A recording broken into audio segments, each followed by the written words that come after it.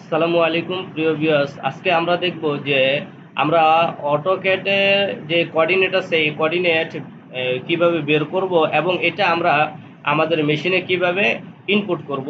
তো এই জন্য আমরা এখানে একটা ডাটা নিয়ে রাখছি। তো সেই ক্ষেত্রে এখানে আমরা এই পিনটা দিয়ে ক্রন যেই অপশনটা আছে অটোলিপস এটাকে আমরা লোড করে ক্লোজ করে দিলাম। এরপর COORN ইন্টার পিক এখানে আমরা ক্লিক দিতে থাকলাম।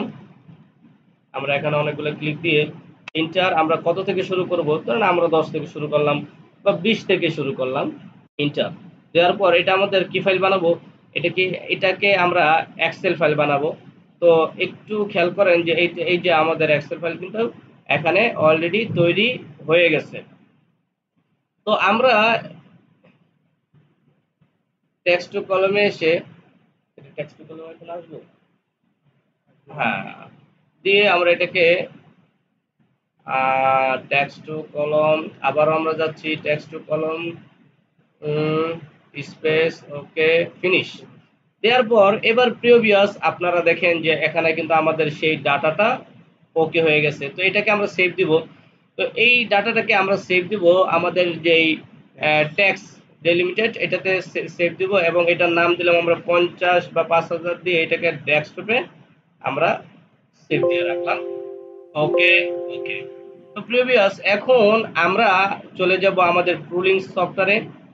এখান থেকে আমরা নিউ প্রজেক্ট নিব এবং এখান থেকে আমরা ফাইলে এসে আমাদের এটাকে আমরা করব যে এই ইনপুট করব। তো দেখেন আমাদের ওখানে আমরা প্রথম দিয়েছি কি,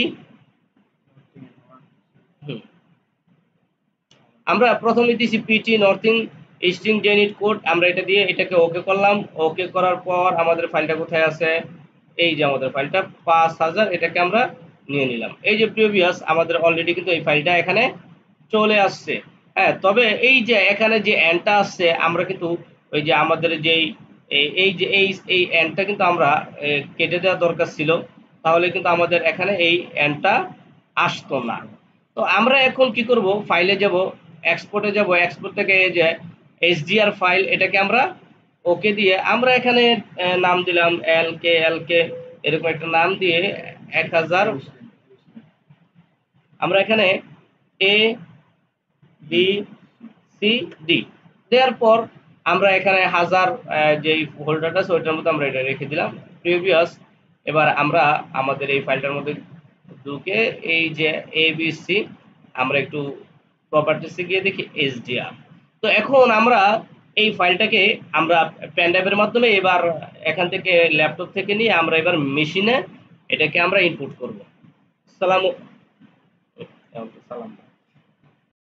প্রিয় ভিউয়ার্স, আপনারা দেখলেন যে আমরা ল্যাপটপে আমরা ফাইলটা কিভাবে এসডিআর ফাইলটা তৈরি করেছি, এই ল্যাপটপের মাধ্যমে আমরা ল্যাপটপ থেকে নিয়েছি। তো এখন আমরা এটা এই পেন ড্রাইভটাকে আমরা মেশিনে ইনপুট করব। প্রিয় ভিউয়ার্স, আমরা মেশিনে এটা ইনপুট করার পর আমরা এখান থেকে যাব ইউএসবিতে এসটাইপে যাওয়ার পর সেভ ডাটা, মানে আমরা এখান থেকে ডাটা নিব।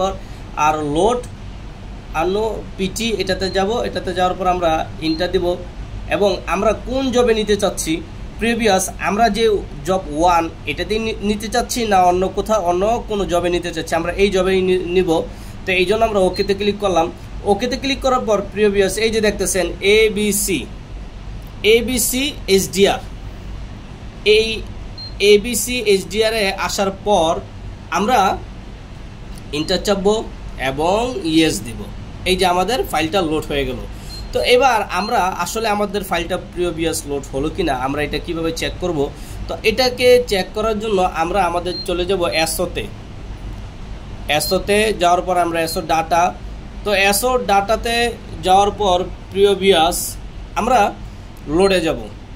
তো লোডে যাওয়ার পর এই যে আপনি দেখতেছেন যে আমাদের যেই পিটি, হ্যাঁ, এই যে আমাদের এই পিটিগুলা এখানে চলে আসছে, তো এখন যদি আমরা ইন্টার দেই, এখন আমরা ইন্টার দেওয়ার পর আমরা এটাকে ওকে দেই। ওকে দেওয়ার পর প্রিভিয়াস দেখাচ্ছে যে এই ফাইলটা আমরা যেটা তৈরি করেছি এটা আমাদের এখান থেকে কত দূরে কত ডিগ্রি অ্যাঙ্গেলে আছে।